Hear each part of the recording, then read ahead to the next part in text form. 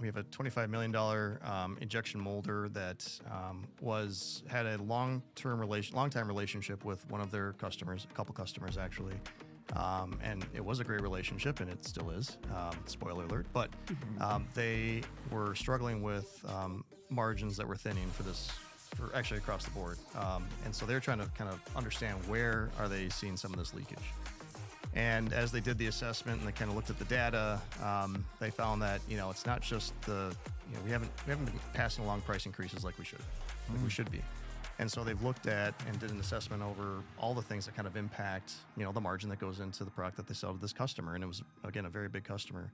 And so as opposed to just going to the customer and saying, hey, you know what, it's inflation, we need to just pass along the price increase, because that, as you mentioned earlier, is not hitting home as much as it used to.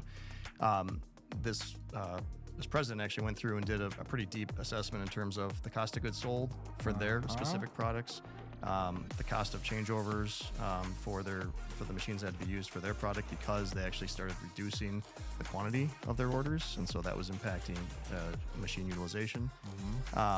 The cost of actually storing their finished goods.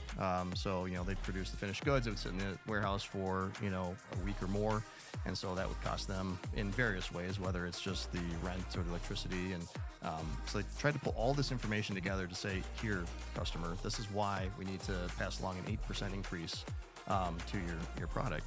And because that was a much more quantitative approach to that argument, it stuck, right? And so they actually did get the price increase to go through, and it was it's a much better relationship now, because they know that it's a win-win, and the customer understands why they're taking that 8% increase. So again, a much more fact-based approach, data-based approach to why we're seeing these the cost of producing your product go up. And if you can have that real conversation with your customers, usually you can justify it.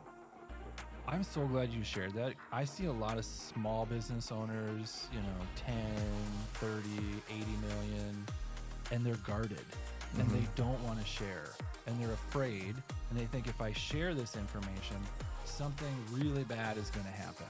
Right. And here you are saying, well, actually, transparency with the data and the facts behind it are actually going to justify your growth.